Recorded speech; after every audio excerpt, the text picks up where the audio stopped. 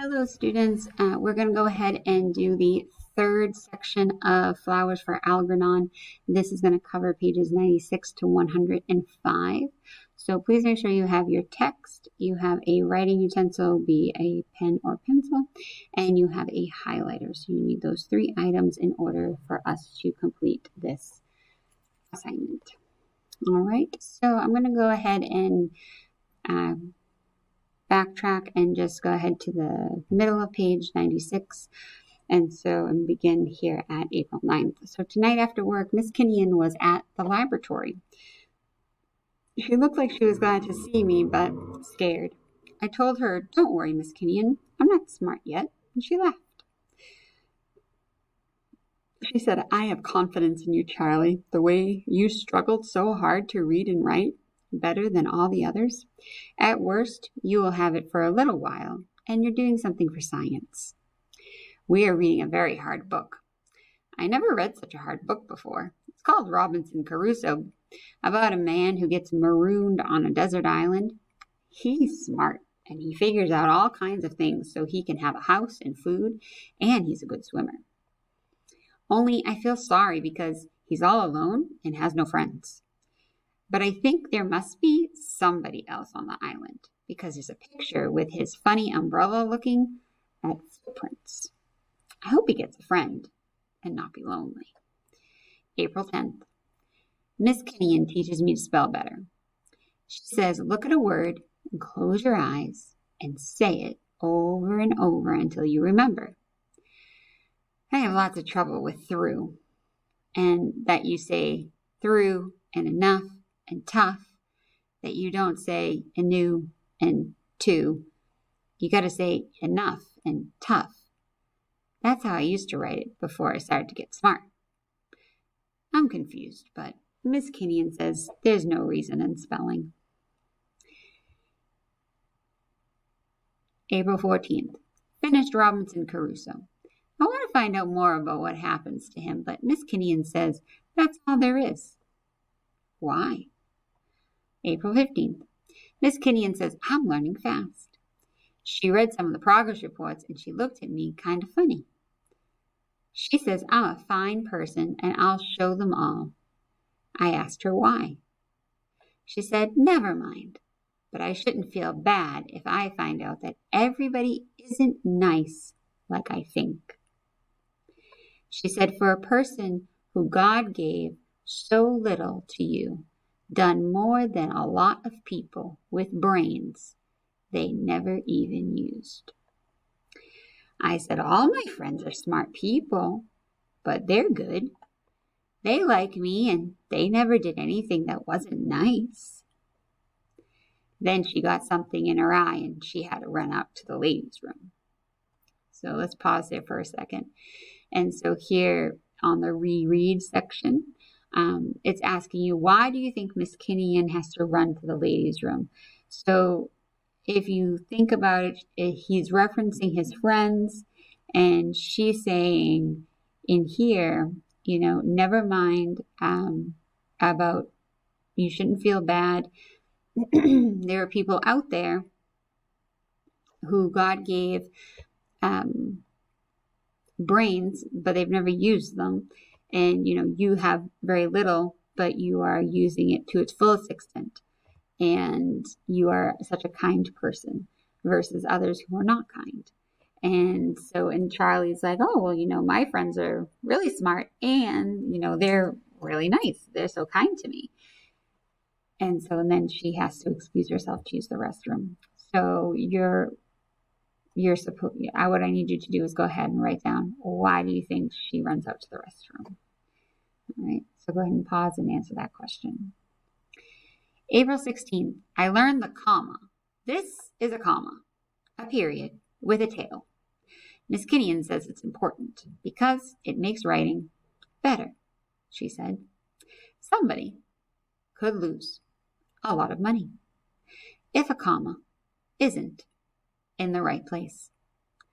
I don't have any money, and I don't see how a comma keeps you from losing it. But she says everybody uses commas. so I'll use them too. So the rules of commas, one of them is you're telling the reader to take a breath. So when you have a phrase like, but she says, okay, so where you have a natural breath, it makes sense to use a comma. But having a comma after every single phrase that he's writing does not make sense. All right, so he is overusing of a comma. All right, so now April 17th. I used the comma wrong. It's punctuation. Miss Kenyon told me to look up long words in the dictionary to learn to spell them. I said, what's the difference if you can read it anyway? She said, it's part of your education, so now on, I'll look up all the words I'm not sure how to spell. It takes a long time to write that way, but I think I'm remembering. I only have to look up once, and after that, I get it right. Anyway, that's how come I got the word punctuation right. It's that way in the dictionary. Miss Kenyon says a period is punctuation too. And there are lots of other marks to learn. I told her I thought all the periods had to have tails, but she said no. You got to mix them up. She showed, me, how, to mix them up. And now I can mix up all kinds of punctuation in my writing. There are lots of rules to learn, but I'm getting them in my head. One thing I like about Dear Miss Kenyon, that's the way it goes in a business letter if I ever go into business, is she always gives me a reason when I ask. She's a genius. I wish I could be smart like her. Punctuation is fun. Okay, so Charlie finishes reading. Here's our pause and reflect. Charlie finishes reading Robinson Crusoe. And why is that an important event? So why is that a big deal for him? Go ahead and pause and answer that question here. And now question 2 is, what does Charlie learn as he works with Miss Kenyon? And I want you to check 2 words below. Is it spelling, arithmetic, which is another word for math, punctuation, or geography? And geography is like being able to read maps. It's usually part of history. So which 2 of those words does he learn with Miss Kenyon? All right.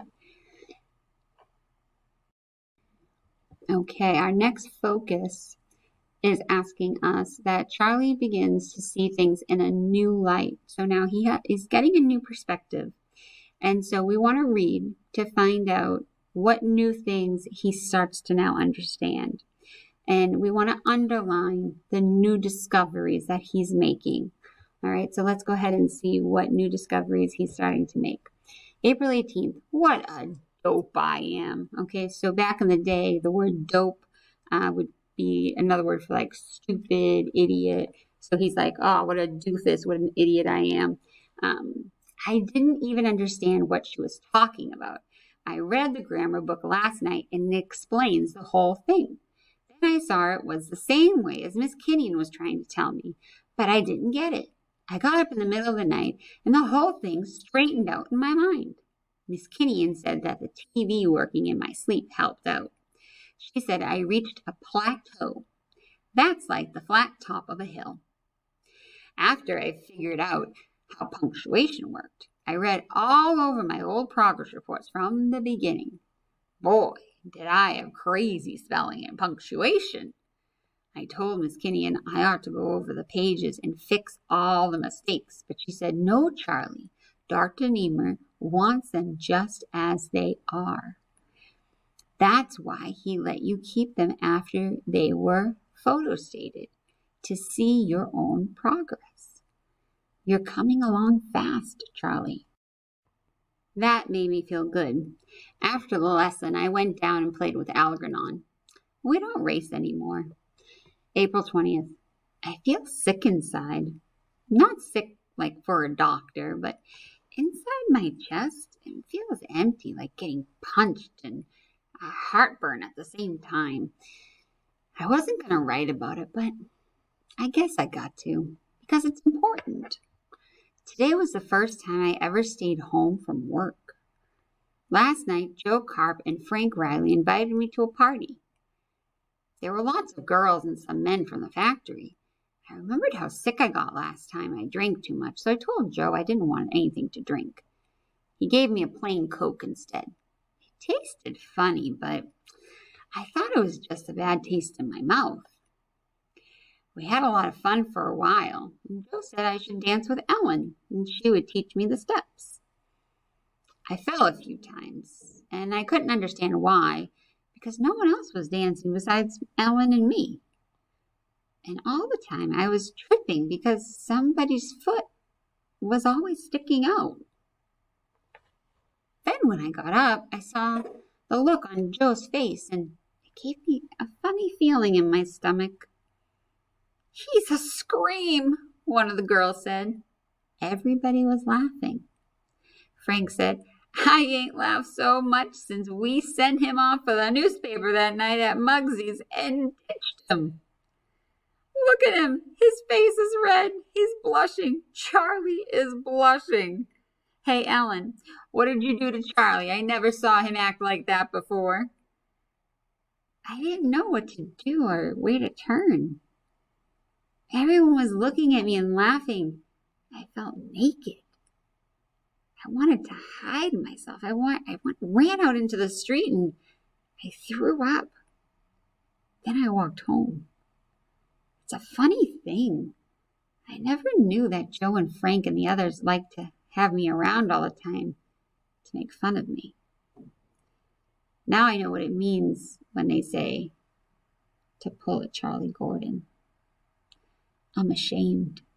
So I'm going to pause there for a moment. And what I'd like you to do is I would like you to go ahead and we're going to complete the pause and reflect. So number 1 is asking, review the details that you underlined. How does Charlie's view of his friends change? Okay, so we have a definite shift in our perspective of Charlie's friends. So tell me, based on what you underlined, what is this change? And question 2 is asking, how does Charlie's view of himself change? Okay, so he always saw himself one way, and now he's seeing himself in a different way. Okay, our new focus is that Charlie is learning quickly, and he wonders what an IQ is, and he retakes the ink blot test. And so now as we go throughout this section, our mark it up is to circle details that tell us, the reader, what Charlie is learning. So what new things is Charlie learning? So here we go. Progress Report 11, April 21st. Still didn't go into the factory. I told Mrs. Flynn, my landlady, to call and tell Mr. Donegan I was sick. Mrs. Flynn looks at me very funny lately, like she's scared of me. I think it's a good thing about finding out how everybody laughs at me. I thought about it a lot. It's because I'm so dumb. I don't even know when I'm doing something dumb. People think it's funny when a dumb person can't do things the same way they can. Anyway, now I know I'm getting smarter every day. I know punctuation and I can spell good. I like to look up at all the hard words in the dictionary and I remember them. I'm reading a lot now. And Miss Kinnean says I read very fast. Sometimes I even understand what I'm reading about. And it stays in my mind.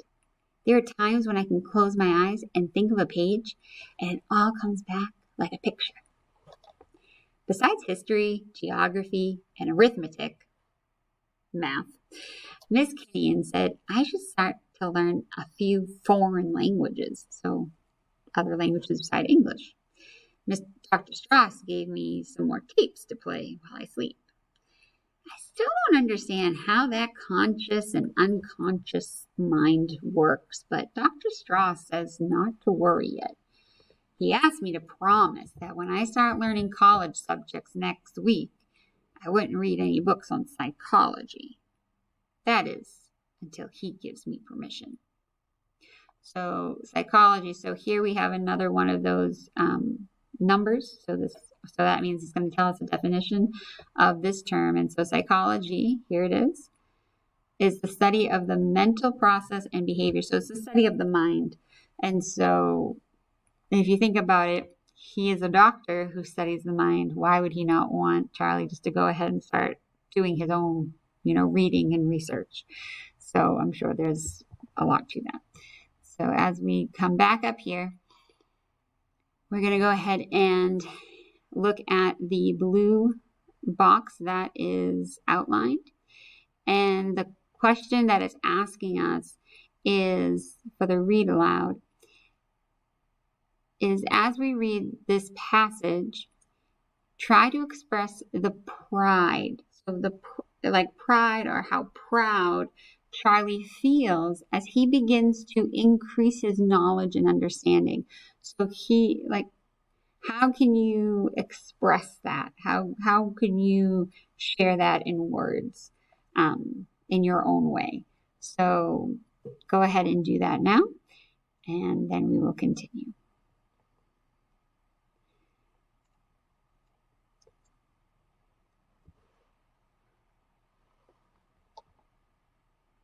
I felt a lot better today, but I guess I'm still a little angry that all the time people were laughing and making fun of me because I wasn't so smart.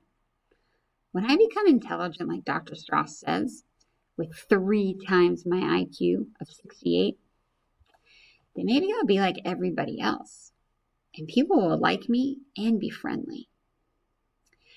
I'm not sure what an IQ is. Dr. Niemer said it was something that measured how intelligent you were, like a scale in the drugstore weighs pounds. But Dr. Strauss had a big argument with him and said an IQ didn't weigh intelligence at all. He said an IQ showed how much intelligence you could get. Like the numbers on the outside of a measuring cup, you still had to fill the cup up with stuff.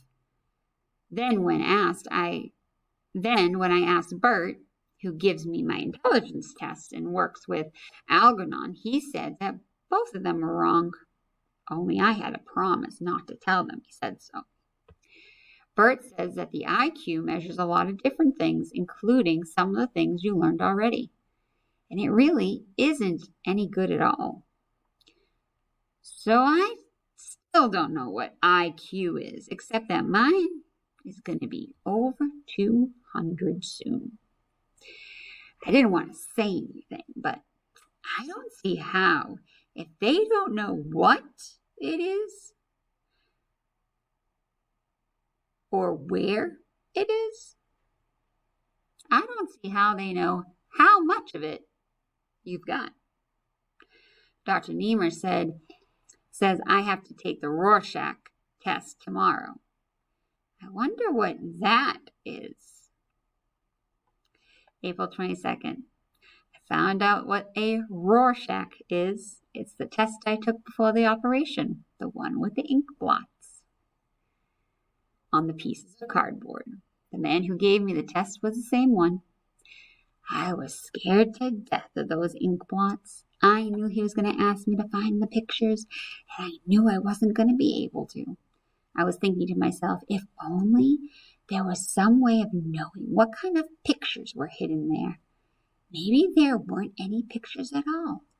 Maybe it was just a trick to see if I was dumb enough to look for something that wasn't there. Just thinking about it made me sore at him. So sore at him, it means like made him upset towards him. All right, Charlie, he said. You've seen these cars before, remember? Of course I remember. The way I said it, he knew I was angry, and he looked surprised. Yes, of course. Now I want you to look at this one. What might this be? What do you see on this card? People see all sorts of things in these ink blots. Tell me what it might be for you, what it makes you think of. I was shocked. That wasn't what I had expected him to say at all. You mean there are no pictures hidden in those ink blots? He frowned and took off his glasses. What? Pictures hidden in the ink blots. Last time, you told me that everyone could see them, and you wanted me to find them too. He explained to me that the last time he had used almost the exact same words he was using now. I didn't believe it, and I still have the suspicion that he misled me at the time just for the fun of it. Unless, I don't know anymore. Could I have been that feeble-minded? So feeble-minded meaning so like unable to understand. So having so much difficulty understanding. We went through the cards slowly. One of them looked like a pair of bats tugging at something. Another one looked like two men fencing with swords. I imagined all sorts of things. I guess I got carried away, but I didn't trust him anymore. I kept turning them around and even looking on the back to see if there was anything where I was supposed to catch. While he was making his notes, I peeked out the corner of my eye to read it, but it was all in code that looked like this: WF plus A, DDF dash AD, orig, which would be original. WF dash A, SF plus OBJ, which is object. The test still doesn't make sense to me. It seems to me that anyone could make up lies about things that they didn't really see. How could he know I wasn't making a fool of him by mentioning things that I didn't really imagine? Maybe I'll understand it when Dr. Strauss lets me read up on psychology. So he's just very confused, which is understandable.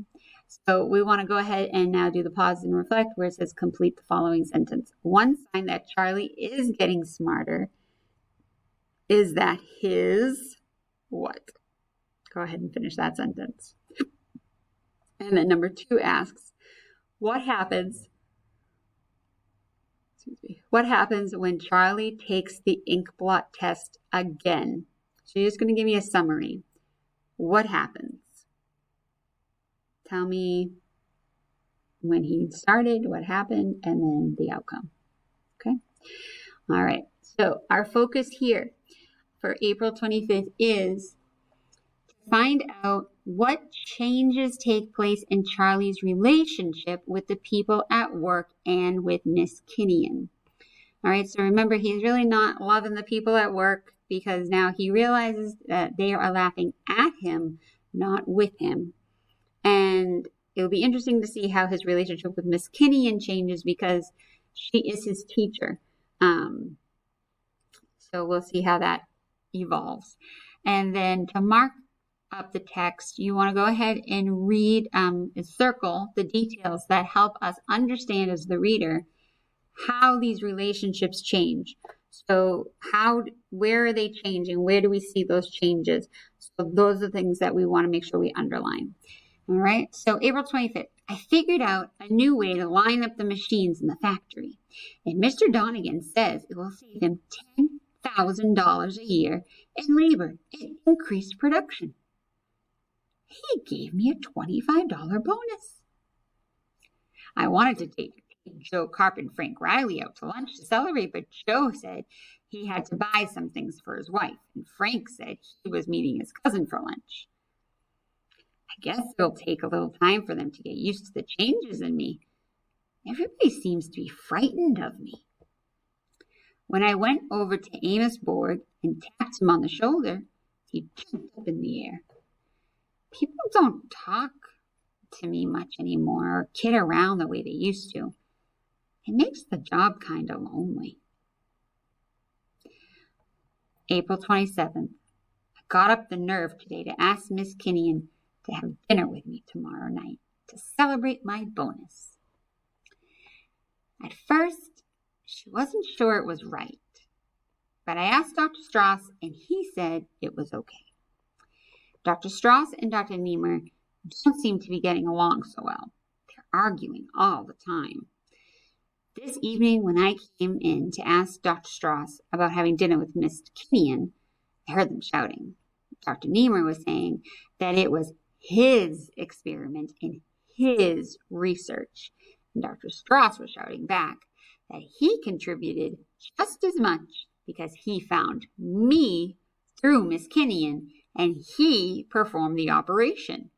Dr. Strauss said that someday thousands of neurosurgeons might be using his technique all over the world.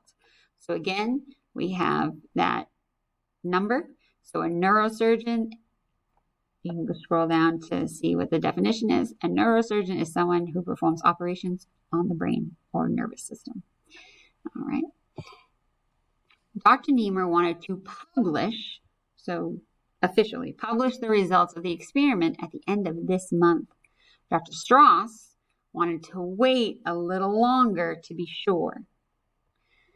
Dr. Strauss said that Dr. Niemer was more interested in the chair of psychology at Princeton than he was in the experiment. Dr. Niemer said that Dr. Strauss was nothing but an opportunist who was trying to ride on the glory of his coattails. Okay, so here we have a word that is underlined. So that actually is a term they would like you to make sure you know. An opportunist is a person who takes advantage of any opportunity to achieve a goal with little regard for moral principles. So whether it's right or wrong, a person who is an opportunist, they see that there's an opening, they take it. So that's an opportunist. And then riding on a person's coattails, they're saying that Dr. Strauss is saying that Dr. Niemer is just basically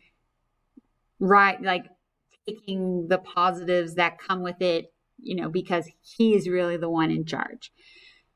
So they're both having a bit of a power struggle, I would say. When I left afterwards, I found myself trembling. I don't know why for sure, but it was as if I'd seen both men clearly for the first time. I remember hearing Bert say that Dr. Niemer had a shrew of a wife who was pushing him all the time to get things published so that he could become famous. Bert said that the dream of her life was to have a big shot husband. Okay, so what is a shrew? A shrew is a nagging woman. So think of somebody who's like a dripping faucet. It's just constant. All right. So if somebody refers to you as a shrew, then you are someone who's constantly nagging. You're on the person all the time. And so it's a very negative connotation. There's nothing positive about it. So here, we're going to go ahead and on this box here that we have, we're answering the question of Charlie gets a new look. So another new perspective of Dr. Strauss and Dr. Niemer. What does this passage tell us as the reader about Charlie's powers of observation? So now he's observing this. What is he observing? Okay, so what is he observing? So go ahead and write your thoughts down, and then we will continue.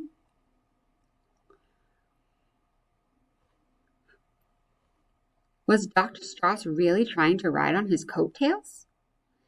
April 28th. So here we're going to look at the descriptive details in the box. That's going to help us visualize or create a picture in our mind of Miss Kinnian. All right, so we want to make sure we write down the descriptive details of what does she look like. Okay, so April 28th. I don't understand why I never noticed how beautiful Miss Kinnian really is. She has brown eyes and feathery feathery. Feathery. Say that, okay? Feathery brown hair that comes to the top of her neck. She's only 34.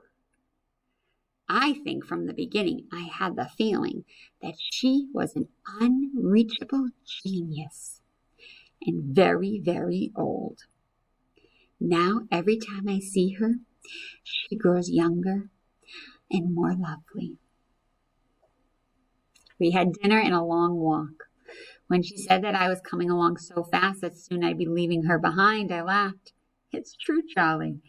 You're already a better reader than I am. You can read a whole page at a glance while I can take in only a few lines at a time. And you remember every single thing you read.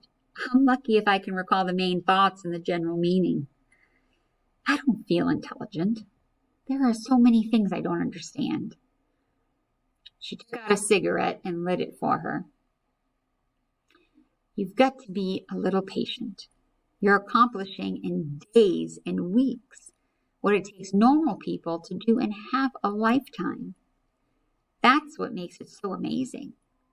You're like a giant sponge now, soaking things in, facts, figures, general knowledge, and soon you'll begin to connect them too.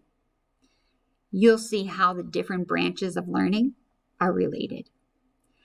There are many levels, Charlie, like steps on a giant ladder that take you up higher and higher to see more and more of the world around you. I can only see a little bit of that, Charlie, and I won't go much higher than I am now. But you'll keep climbing up and see more and more. And each step will open new worlds that you never even knew existed. She frowned. I just hope to God. What? Never mind, Charles. I just hope I wasn't wrong when I advised you to go into this in the first place. I laughed. How could that be? It worked, didn't it? Even Algernon is still smart. We sat there silently for a while, and I knew why. She was thinking about as she watched me toying with the chain on my rabbit's foot and my keys. I didn't want to think of the possibility any more than elderly people want to think of death. I knew that this was only the beginning. I knew what she meant about levels because I'd seen some of them already. The thought of leaving her behind made me sad. I'm in love with Miss Kinnian.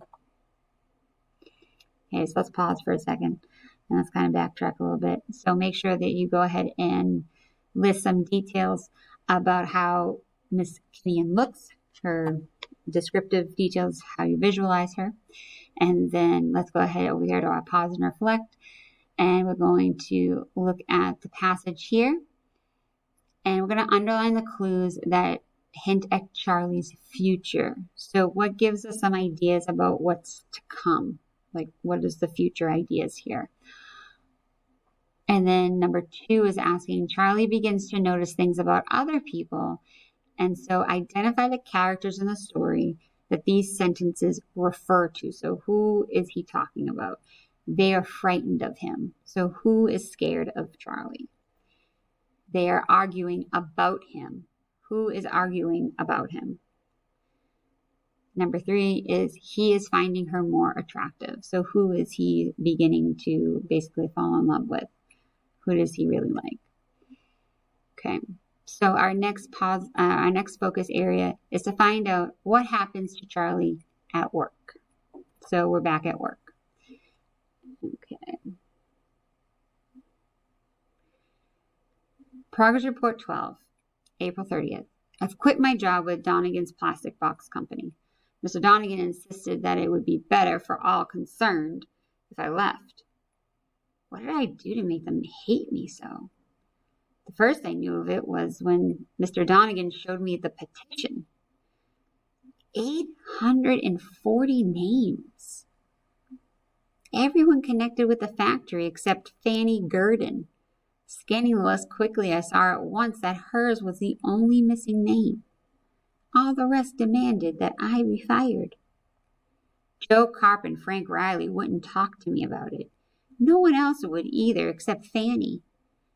She was one of the few people I'd known who set her mind to something and believed it no matter what the rest of the world proved, said, or did.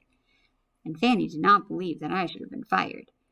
She'd been against the petition on principle, and despite the pressure and threats, she'd held out.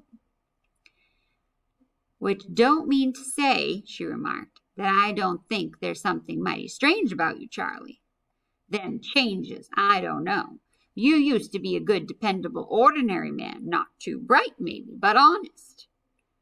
Who knows what you done to yourself to get so smart all of a sudden? Like everybody around here's been saying, Charlie, it's not right. But how can you say that, Fanny? What's wrong with a man becoming intelligent and wanting to acquire knowledge and understanding of the world around him? She stared down at her work, and I turned to leave.